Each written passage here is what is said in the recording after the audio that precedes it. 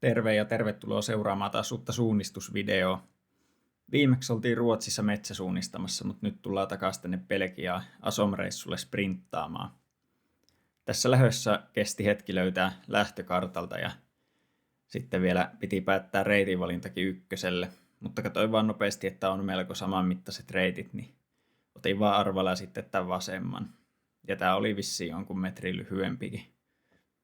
Tämä oli tämmöinen ihan kevytvauhtinen treeni, että reissu ensimmäinen reeni ja kisat tulossa parin päivän päästä. Niin ei oikein muuta ehtinyt tekemään kuin tämmöisiä kevyitä. Tämä loppuväli oli aika selkeä, kun oli reitinvalinnan päättänyt. Ja katsoin, että seuraavatkin välit aika tämmöistä toteutusta, ettei tarvi hirveästi miettiä. Sitten piti vaan toivoa, että ehti jossain välissä katsoa nelosellekin reiti. Tossa jo ykköselle mennessä vilkasin tuon kakkosen paikan valmiiksi ja näköjään kolmosenkin taisin nähdä. Sitten tässä mä sainkin ruhtinaallisesti aikaa katsella, että neloselle ei oikein ole muuta vaihtoehtoa kuin lähteä tästä puistosta pois tuolta samasta aukosta, mistä tuliinkin. Ja aika äkkiä sitten hoksasi, että voi vain jatkaa joen vartta tonne rastin taakse ja se on hyvä reitti, selkeä ja lyhyt. Tässä olikin sitten aikaa. Ties, että tonne ojan mutkaan asti saa juosta ihan rennosti, niin kattelin sitten vitosellekin reitin valintaa ja saatoin vähän vilkaista kutosväliäkin, että onko tulossa jotain tosi haastavaa tuolla eessäpäin. Huomasin, että ei ole tulossa mitään erityistä, niin sitten vaan rullaili eteenpäin. Tuolla alkoi toi ojan mutka näkymään, niin sit vaan aloin katselemaan, että pitäisi alkaa sen sillan näkymään, mistä pitää mennä. Ja siellähän se on. Se oli selkeä. Rastiottokin on tommonen aika simppeli. Tonne vaan 2 pusikon väliin. Siitä näkyy, kun joku ihminen kävelee sitä läpi, niin löytyy helposti. Mä vähän mietin, että olisi pitänyt jatkaa tosta suoraan tonne tunneliin, mutta lähdin sitten kuitenkin tänne taaksepäin. Jos olisin tiennyt, että tässä on näin paljon näitä autoja ja tosta ei oikein päästä mutkaa oikaisemaan, niin olisin varmaan jatkanut suoraan tunnelin läpi. Mutta oikein puolesta valintaa takaisin ojalle, niin en oikeastaan edes harkinnut. No tässä mä sitten vielä mietin kutosen valintaa tarkemmin, että se oli semmoinen samanlainen oikea vasen väli kuin tämäkin oikeastaan.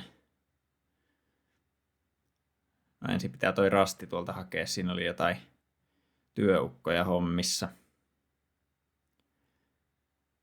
Jatkoin sitten tosta tollain ympäri, kun oli niin jotenkin kapea ränni toi, ettei halunnut kääntyä sinne enää uudestaan, mutta päädyin tosiaan tähän kutosvälille vasempaa kiertoon. Tuolta oikealta olisi vissiin ollut ehkä muutaman metrin lyhyempi. Mutta mun silmää tää vasen näytti lyhyemmältä, tai oikeastaan varmaan aika yhtä lyhyeltä, kun en mä meinannut osata päättää, että kumman ottaisi. Tää olikin sitten loppuveto aika simppeliä, että ei ole enää mitään reitinvalintaa jäljellä, että pitää vaan tuolta jostain talojen kulmien takaa löytää lippu. Että tässä sai vaan juoksennella rennosti eteenpäin.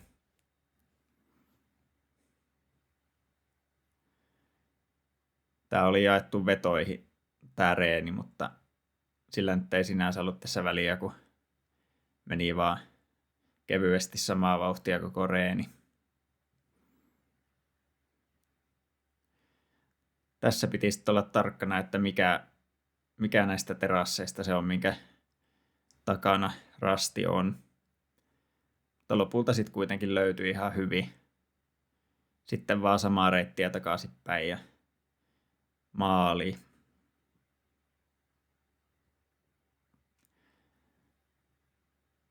alkaa jo vähän kertymään vettä tuohon kameraan, mutta ehkä tää on parempi kuin ei mitään. Et jos ei niinku vaikka silmät kestä tätä videoa, niin seuraavissa videoissa ei ole sitten enää muistaakseni vesisadetta.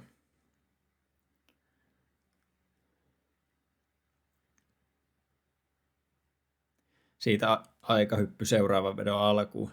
Tästä oli jo etukäteen tiedossa, että toisen vedon ykkösvälillä on tämmöinen työmaa tässä, mutta sen sekä vasemmalta että oikealta puolelta pitäisi päästä. No ei pitäisi hirveästi ollut vaihtoehtoja, että kyllä se tonne vasemmalle piti sitten lähteä. Kyllä tämä vähän epäilyttävältä näytti, että onko tämä nyt ihan laillista mennä tästä, mutta no ainakin siitä pääsi. Katoin tuossa valmiiksi jo 8 reitin valintaa ja katoin määritteet, se on tuolla pusikon vasemmalla puolella, niin kannattaa mennä tämän ensimmäiset talonkin vasemmalta puolelta. Vähän toi vehje tuossa kuumotti, että lyökö kauhalla päähän, mutta menin sitten varovaisesti kaukaa ohi, niin selvisin siitäkin. No sitten vaan seuraavaa rastia kohti. Reitinvalinta oli jo hyvissä ajoin valmiina, niin oli mukava lähteä. Tässä välissä olisi ehkä voinut katsella 10 väliä vähän jo etukäteen. Et kun en kattonut, niin se meinasi tulla tuolla myöhemmin vähän syliin. On kuitenkin ihan tommonen kohtalaisen haastava oikea vasen reitinvalintaväli tulossa. No sieltä löytyi 8. Siitä ajattelin, että menenpä tonne 9 tuolta vasemmalta, niin pääsee jatkaa tällainen. Ei tarvitse tehdä niin terävää käännöstä taaksepäin. Ja sitten tässä ei oikein ehtinyt 10 väliä miettimään, kun piti väistellä näitä autoja ja latausjohtoja. Niin tuli niinku aivan syliin toi väli. Sitten piti vaan nopeasti intuitiolla tai jollain tuurilla katsoa reitin valinta. Kyllä mä sillä ihan luotin, että onnistui valitsemaan ihan hyvän valinnan, mutta jälkikäteen katsottuna niin toi vasen olisi ollut kyllä selvästi lyhyempi. Ja toi oli semmoinen paikka, missä olisi ollut hyötyä, jos olisi lukenut vähän enemmän etukäteen noita välejä.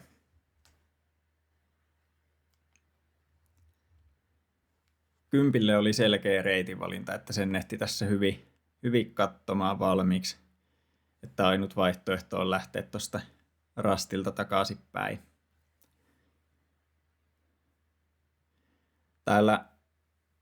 Täällä Belgiassa, tällä reissulla yleisestikin, niin oli kohtuu paljon tämmöistä, että on ehkä vähän pidempiä reitinvalintavälejä, mutta sitten niiden välien aikana ehtii kyllä lukemaan karttaa tai keskittymään juoksuun aika hyvin. Et sitten haaste vaan tulee siinä, että noita reitinvalintavälejä tulee usein just tuollaisten vähän lyhyempien välien jälkeen heti.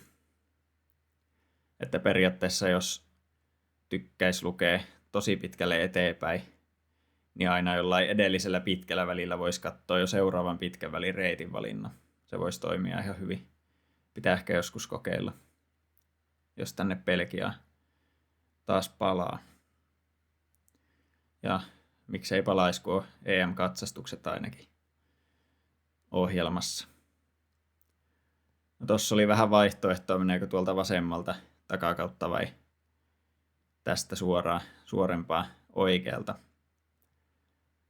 Tämä oli varmaan ihan hyvä valinta, että tuolta vasemmalta olisi joutunut ehkä vähän juoksee kapeampia väyliä ja mutkittelee vähän terävämmin. Ei varmaan matkassa ole ihan hirveästi eroa. Tossa vähän vilkasin jo, että mihin pitää jatkaa rastilta.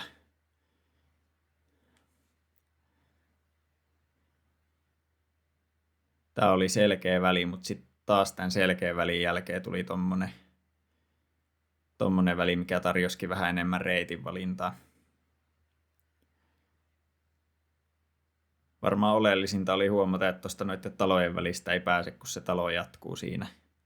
Et liveloksista kun katsoi, niin joku oli ainakin sinne juossut jostain ulkomaalaisista. Sitten kun vaan sen tajuaa, niin ihan selvä homma, että pitää lähteä tänne oikealle. Ja toi rastivälin loppukin on tollanen, että periaatteessa voisi lähteä tuolta kikkailemaan talojen välistä, mutta kyllä mä väitän, että on parempi vaan mennä täältä selkeätä baanaa pitkin. Vähän ehkä tällä takakautta, mutta kuitenkin matkallisesti ei ole yhtään pidempi. Tuolla näkyy toi maalin lippu. Mä katsoin tämän rastin sijainnin siitä, että toi talo on vähän niin kuin eri kohdalla kuin toi edellinen talo. Niin se oli aika selkeä. Ensimmäisen puskan jälkeen sitten, kun toi talo on eri kohdalla kuin edellinen talo. Olipa hienosti selitetty, mutta ehkä joku sai kiinni. No mä sitten jatkoin tästä ihan samaa vauhtia. Joku kartankääntö tässä taisi olla, mutta periaatteessa jatkoin niin kuin olisi samartaa käynnissä. No 14 ihan samaa oikeastaan varmaan, että meneekö tuolta vasemmalta vai oikealta. Kyllä se varmaan tältä oikealta saa pikkasen lyhyemmäksi, mutta paitsi kun tässä on nämä autot, niin eipä saakaan. Mutta noita nyt ei voi kartalta tietää. No 15 oli taas vähän tollainen väli, että kunhan vaan tajuu, että tuolta talojen välistä ei pääse, kun se ei oikeasti ole edes talojen väli, niin ei ole muuta vaihtoehtoja kuin lähteä tänne päin. Rastivälin lopussa olikin sitten ihan saman tapaa kuin 13kin, niin vähän sen valintaa. Jotenkin mä halusin taas välttää tuolla 11 ja 15 välissä olevaa aluetta, kun se näyttää vähän siltä, että siellä joutuu mutkittelemaan ja voi olla vähän kapeata väylää, niin lähdin sitten tältä vasemmalta menemään. Samaa reittiä kuin 11. Varmaan ihan hyvä valinta. Tuossa piti sitten jo katsoa 16 reitin valintaa, että siinä oli oikeastaan vasen oikea taas. Että kummalta puolelta menee tonne puistoon. Toi vasen näytti selkeästi lyhyemmältä mun silmää. Mutta en tiedä, oliko oikeasti paljon eroa. Ei se ainakaan huono ole. No siellä oli tollaista puistosuunnistusta tiedossa.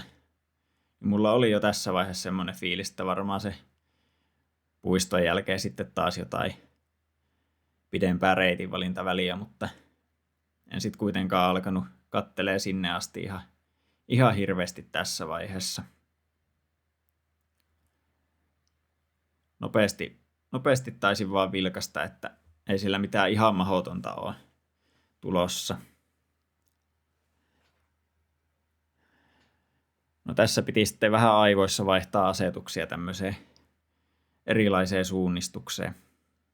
Tässä koitin vaan pitää katseen ylhäällä, kun tässä ei oikein ollut mitään kiellettyä matkan varrella, niin näin mökin tuossa rastin vieressä ja siitä oli hyvä ottaa suunta.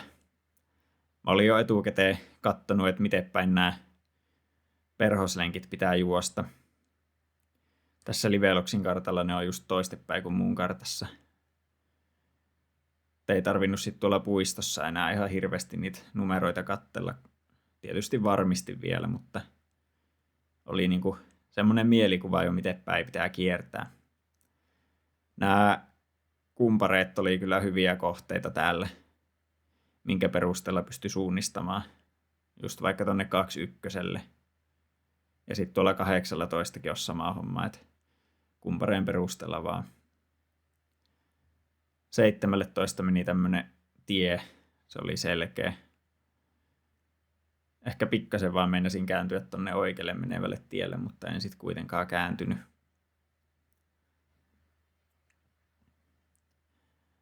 tuolta katsoin ton kumpareen, mistä puhuinkin kaukana rastin vieressä. Sitten vilkasin vielä valmiiksi ton keskusrasti, että mihin päin tuosta pitää lähteä. Ja jossain välissä mä tuossa suunnittelin seuraavalle välillekin reitinvalinnan, kun mä jo tuosta 18 vilkasin sinne portille, mistä pitää lähteä pihalle.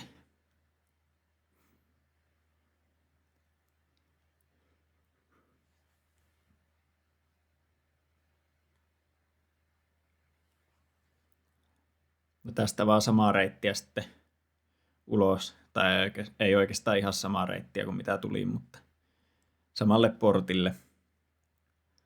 Sitten mä aloin tässä lukemaan 24 väliä.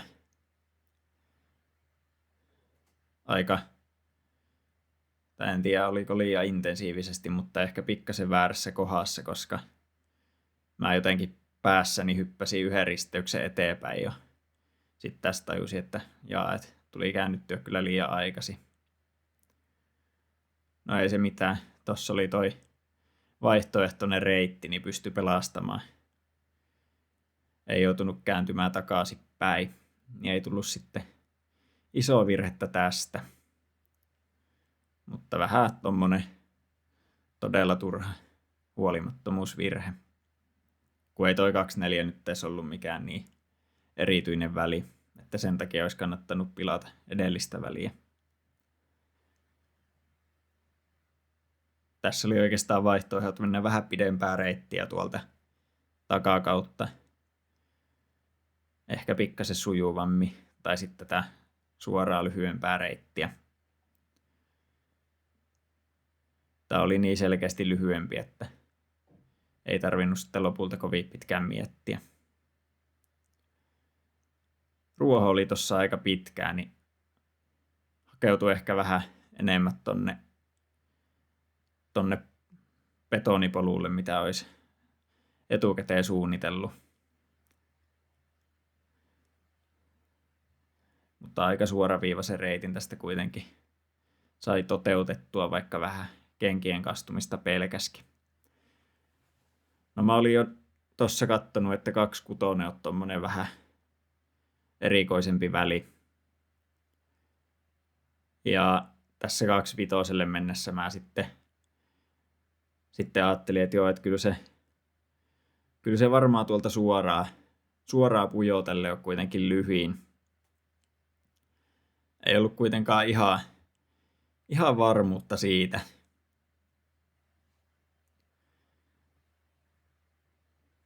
Tästä olisi periaatteessa tonne kiertoreitille voinut jatkaa jo tästä kohti vasemmalle.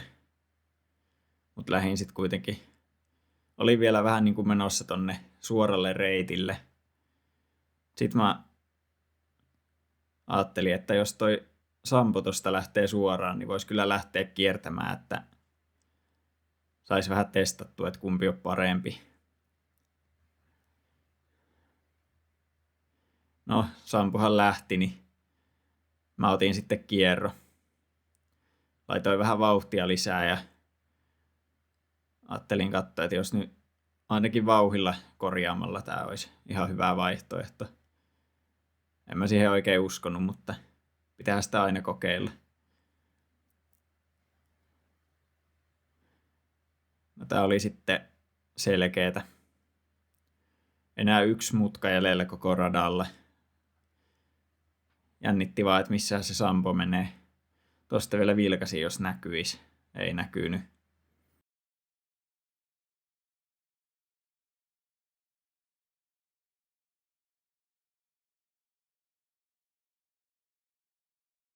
Ihan omilla silmillä kyllä näin, että tossa on nyt se pikkutalo, minkä jälkeen pitää kääntyä, vaikka sitä ei tässä kamerakuvasta ehkä näykään, kun on vähän tuollaista sumeeta ton veden takia. Mutta siinä sitten käännyttiin loppusuoralle ja nyt jännittää, että tuleeko se sampo sieltä vai oliko tämä hyvä ratkaisu. Tossa vähän katteli, ettei jää auto alle ja no sampo on jo maalissa tai vikalla rastilla. Olisi vaan pitänyt lähteä suoralle valinnalle. Hyvin tehty sampo. Joo, kiitos kun katsoitte tämän video. Täältä reissusta on tulossa vielä jokunen video. Moro.